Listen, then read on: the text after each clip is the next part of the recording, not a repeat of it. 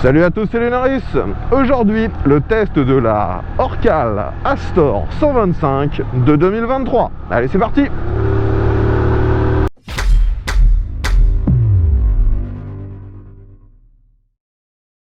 Les amis, aujourd'hui de nouveau le test d'une petite 125 et ça grâce à une abonnée. Merci encore à elle de s'être déplacée jusqu'ici pour me prêter cette machine toute neuve. Si vous suivez mes vidéos depuis plusieurs années, vous aviez peut-être vu le test de la Orcal Sirio 125 qui est, il faut l'avouer, quasiment la même moto que ce que je teste aujourd'hui. On dira en fait que la Sirio est une version modifiée de la Orcal. Aujourd'hui, on revient aux fondamentaux. Je teste le modèle d'origine, la Orcal, et en plus en finition 2023, donc compatible avec la norme Euro 5. Pour ceux qui découvriraient cette marque, sachez que Orcal, c'est une marque française. Du moins, ce sont des machines qui sont dites conçues en France et les usines d'assemblage sont en Chine. C'est un peu la même chose que pour MASH. La Astor, si je ne me trompe pas, c'est la première machine qui a été vendue par cette marque française. Et c'est une machine donc look néo-rétro, ça reprend quasi à l'identique l'esthétique des motos des années 60-70. Au niveau de la motorisation, on est une fois de plus sur quelque chose d'assez classique, un petit monocylindre 125 cm3. Celui-ci est refroidi par air, donc vous avez des ailettes de refroidissement sur le moteur, ça participe au design. Et celui-ci est donné aujourd'hui pour une puissance aux alentours des 10-11 chevaux. À savoir que ce moteur est alimenté par injection, bien sûr, afin de répondre à la norme Euro 5. La machine que vous voyez aujourd'hui est en configuration d'origine. Vous voyez également qu'elle a très peu de kilomètres au compteur. Donc si vous allez dans une concession, elle sera strictement identique à ce que vous voyez. Il n'y a pas d'accessoirisation ou de modification sur celle que je vous présente. Ce que j'adore toujours avec ces petites 125 néo-rétro, c'est qu'on retrouve la position de conduite et la facilité d'utilisation qu'on pouvait avoir à l'époque sur ces machines. On a une selle assez plate, vous pouvez le voir, celle-ci n'est pas trop haute et donc du haut de mon 1m70 m, j'arrive à toucher le sol quasiment avec les deux pieds à plat. C'est une position vraiment agréable. En plus, là vous voyez, je suis très droit, j'ai le dos quasi à la verticale. Le guidon est relativement haut, relativement large également, donc on a un bon bras de levier. La machine est très facile, elle n'est pas très lourde, de mémoire elle fait 135 kg tout plein fait, donc on a cette facilité, cette légèreté, cette aisance typique au 125 et c'est vraiment ce que j'adore sur ce modèle. Vous voyez, là j'arrive sur un petit rond-point et je mets aucun effort, la machine se penche toute seule. C'est vraiment ce que j'adore sur ces petites motos. Vu qu'on est très droit, on a aussi une facilité pour prendre les infos autour de nous. Ça c'est vraiment génial, surtout quand vous êtes débutant. Pour prendre les infos, on a aussi les rétros qui sont, vous voyez, chromés, de nouveau pour se donner un côté à l'ancienne. Le seul souci pour moi, c'est les réglages. Là actuellement, je pense qu'il faudrait que je desserre les fixations pour les remettre pile pour que ce soit adapté pour moi. Je n'arrive pas à trouver des réglages convenables afin de voir ce qu'il y a derrière moi. Je me sens obligé de tourner la tête. Heureusement, c'est très très facile à faire. Comme je vous l'ai dit, la moto est totalement d'origine, et ça donc y compris au niveau de l'échappement. On a un joli échappement en métal qui est sur le côté. Il a un peu un look de tromblon, si je peux dire. Et la sonorité n'est pas désagréable, tout en restant bien sûr assez contenu, vu que ça répond à la norme Euro 5.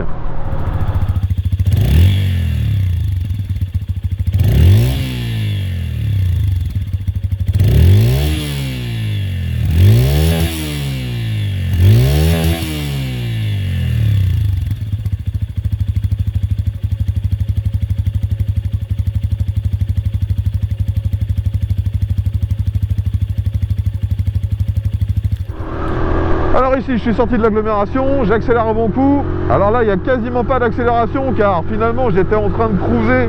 J'étais déjà en 5e. La reprise en 5e est vraiment très très faible. Néanmoins, j'arrive à remonter à 80-85 compteurs sans trop de difficultés.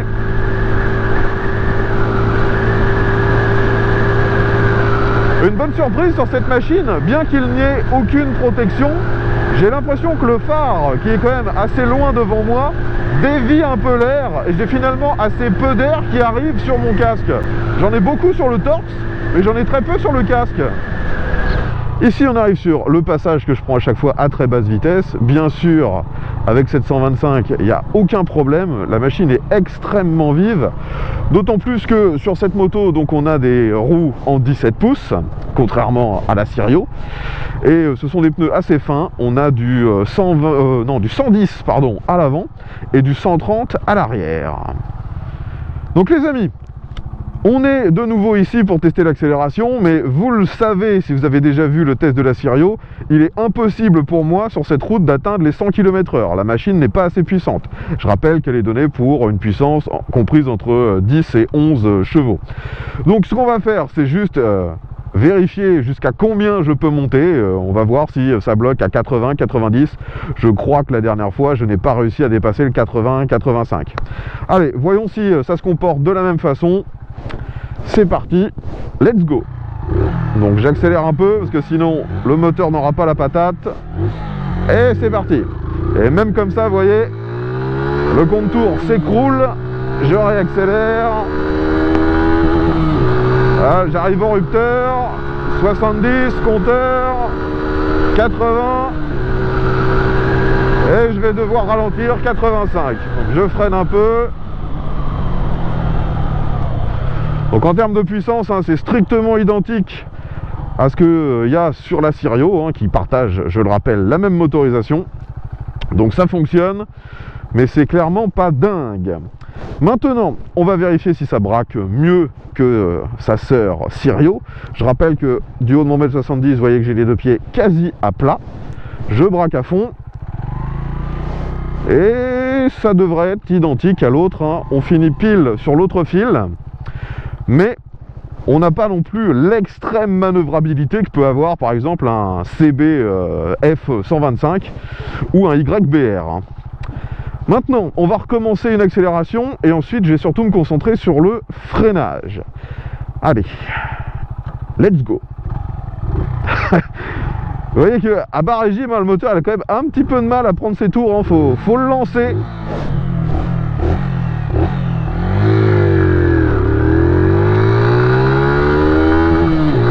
Alors là j'ai eu le rupteur à 8000, maintenant je l'ai à 9000, ça n'a pas vraiment de sens et j'avais le même problème sur la Sirio. 80, et là il monte à 9005. Allez, je ralentis, frein arrière, ça freine pas trop mal, frein avant, ça va. Bon, sur cette machine, vu que c'est une moto entrée de gamme, une machine pas chère, d'ailleurs actuellement en promotion, une machine très très peu chère, on n'a pas d'ABS. Et sur les 125, la réglementation impose qu'en absence d'ABS, on installe un CBS, un freinage combiné. Donc logiquement sur cette machine, quand vous freinez de l'arrière, ça doit également freiner un petit peu de l'avant. Donc là, vous voyez, je freine que de l'arrière. Il faut vraiment que je freine extrêmement fort pour réussir à m'arrêter et je ne sens pas du tout l'avant fonctionner. C'est un système qui a l'air de fonctionner au minimum acceptable, dirons-nous.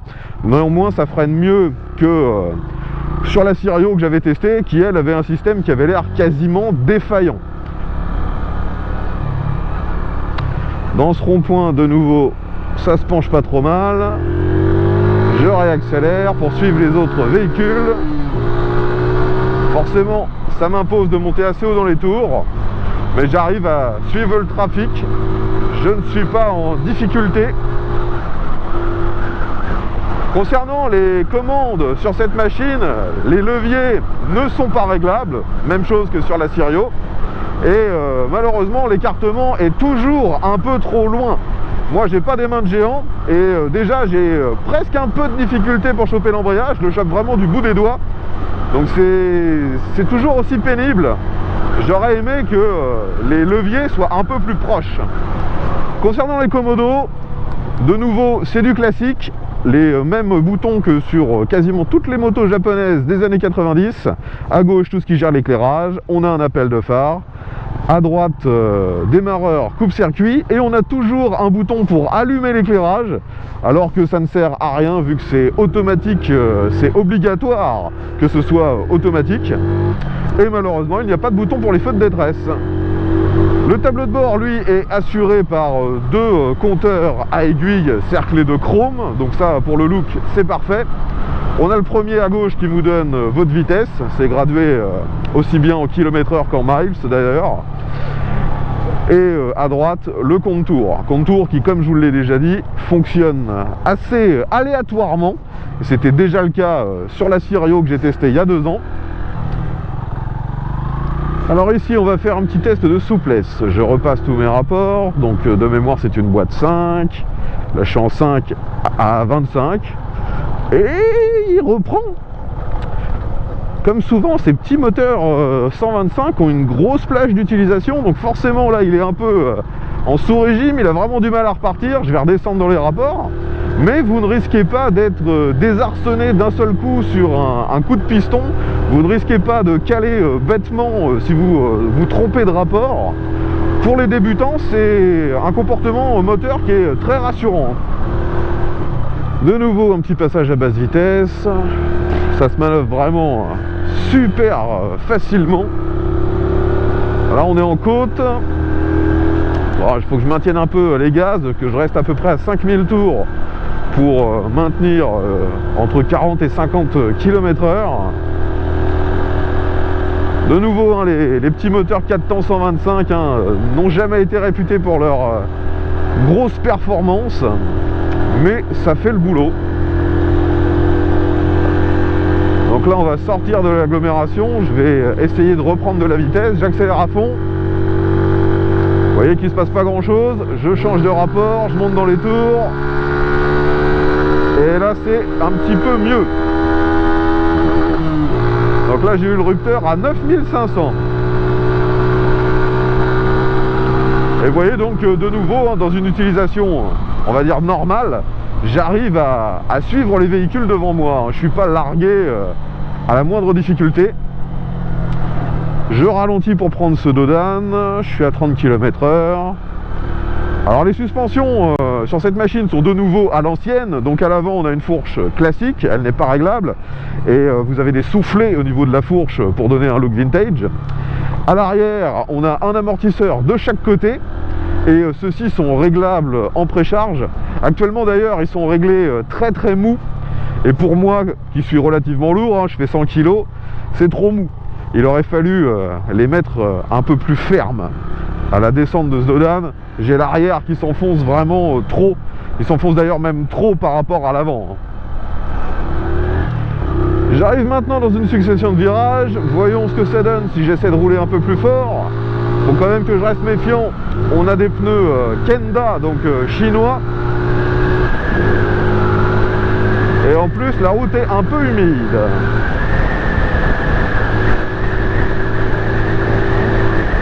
On arrive néanmoins à reprendre un peu de vitesse. Le freinage est convenable, surtout à l'avant.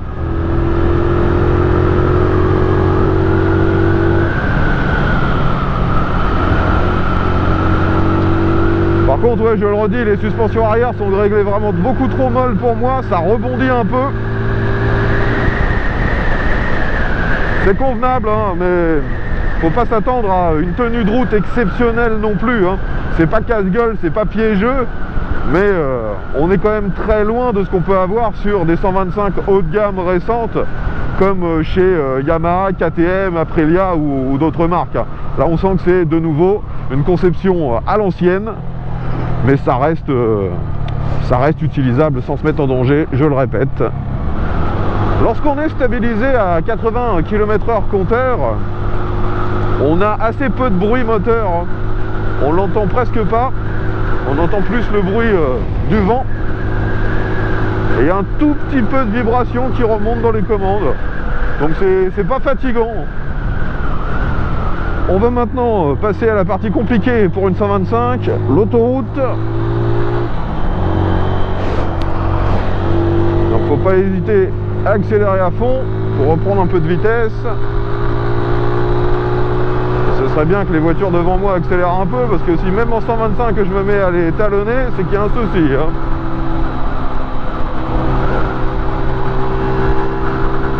Là on est en côte, j'arrive à 90, et là je peux difficilement avoir plus d'aspiration que ça. Je suis collé à cette voiture qui n'avance pas.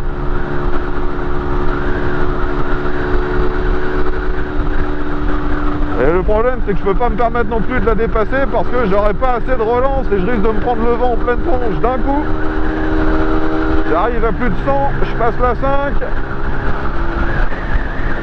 J'arrive à 110. Et j'accélère pas à fond de nouveau parce que je suis bloqué derrière cette voiture qui se traîne.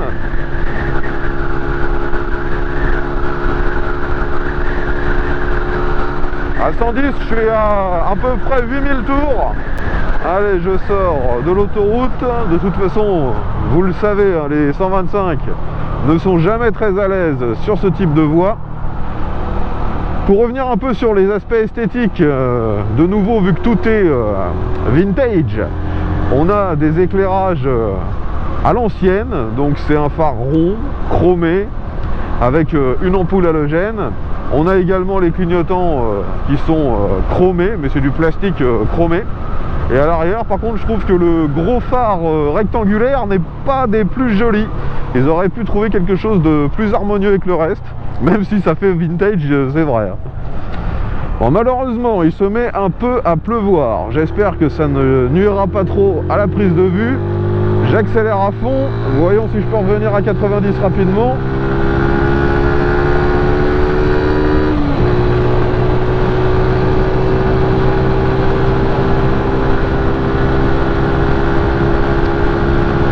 C'est quand même long, hein. Là j'arrive à 90 compteurs, je passe la 5. Ici on est en légère montée et en 5e, je prends plus de vitesse. Je reste bloqué à environ 95 compteurs. Donc il faut bien garder à l'esprit qu'avec ce type de moteur, vous n'avez aucune capacité de réaccélération dès que vous êtes sur un axe qui roule à 90 ou plus. Donc vous l'aurez compris, hein, d'un point de vue purement dynamique, il n'y a pas de grosse différence entre cette Astor et la Sirio que j'ai testée il y a 2 ans. C'est très très similaire. Et en termes de pièces, on retrouve la même chose et donc les mêmes défauts qu'à l'époque. Ça c'est un peu dommage, il n'y a pas réellement eu de modification sur ces 2 dernières années. Maintenant en termes plus pratiques, cette machine n'est pas non plus très différente. Vous ne pouvez pas basculer ou démonter la selle facilement, il n'y a pas de rangement en dessous de celle-ci, ça c'est un peu dommage. Par contre, la selle est plutôt confortable et elle est suffisamment large pour qu'un passager se mette facilement derrière vous. Vu que la selle est plate, la personne ne sera pas non plus à vous tomber dessus, donc ça c'est agréable. Et le passager a des grosses poignées de maintien chromées, donc aucune difficulté pour rouler à 2. Par contre, c'est vrai que si vous voulez aller un peu vite avec une deuxième personne, c'est le moteur qui risque d'être un peu faiblard. La consommation de cette 125 est, on va dire, dans la moyenne. On trouve une consommation qui tourne entre 2,5 litres, aux alentours des 2,5 litres au 100. On a une bonne autonomie vu que le réservoir fait 16 litres. Et ensuite, ce qui est extrêmement pratique sur cette machine, c'est que comme à l'époque, elle est livrée d'origine avec une béquille centrale, donc vraiment un gage de stabilité lorsque vous la garez et aussi une facilité pour faire l'entretien. Et on a aussi un point que peu de gens utiliseront mais que moi perso j'apprécie, la présence d'un kick pour démarrer. Donc même si vous veniez à être en panne de batterie, vous pouvez encore démarrer avec le kick.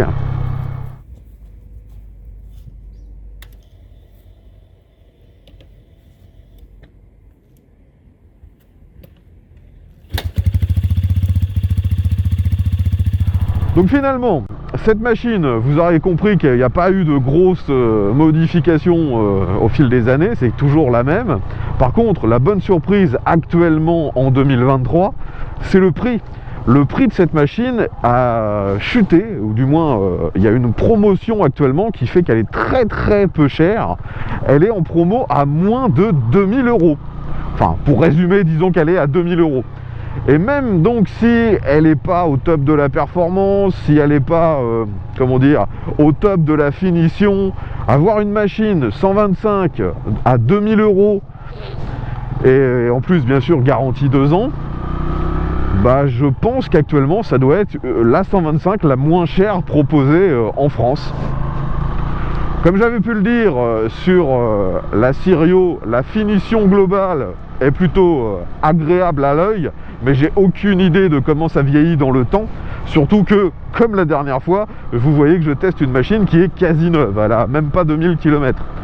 Donc d'ailleurs, si parmi vous, il y en a qui possèdent une de ces machines depuis longtemps ou qui a fait beaucoup de kilomètres avec, n'hésitez pas à donner votre retour, ce sera très intéressant, car des infos sur le long terme avec ces machines, on en trouve très peu. Et même sur les annonces d'occasion, les modèles avec beaucoup de kilomètres sont très rares. Enfin voilà les amis, je pense maintenant avoir fait le tour des caractéristiques de cette Orcal Astor Euro 5. Si vous avez des questions, comme je vous l'ai dit, l'espace commentaire est là pour ça. Moi personnellement, je trouve que le rapport prix-prestation actuellement à 2000 € est vraiment sympa, mais je reste dubitatif sur la longévité de ces modèles. Est-ce que ça vieillit bien dans le temps? Je le répète, si vous avez des infos, n'hésitez pas à les partager.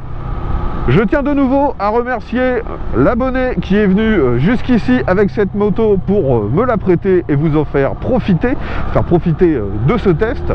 Si comme elle, vous avez un véhicule, que ce soit moto ou voiture, que vous aimeriez me voir tester en vidéo, je vous invite à me contacter. Tous les moyens de le faire sont dans la description. Et je reprécise que mon lieu de tournage se trouve en Normandie, près de Rouen. J'espère que vous aurez apprécié ce test. Je vous remercie de l'avoir regardé dans son intégralité. S'il vous a plu, pensez à mettre un petit pouce vers le haut, à partager celui-ci sur les différents réseaux sociaux. Et je vous invite également à vous abonner. Comme ça, on se retrouvera très bientôt pour un nouveau test. Mais à tous!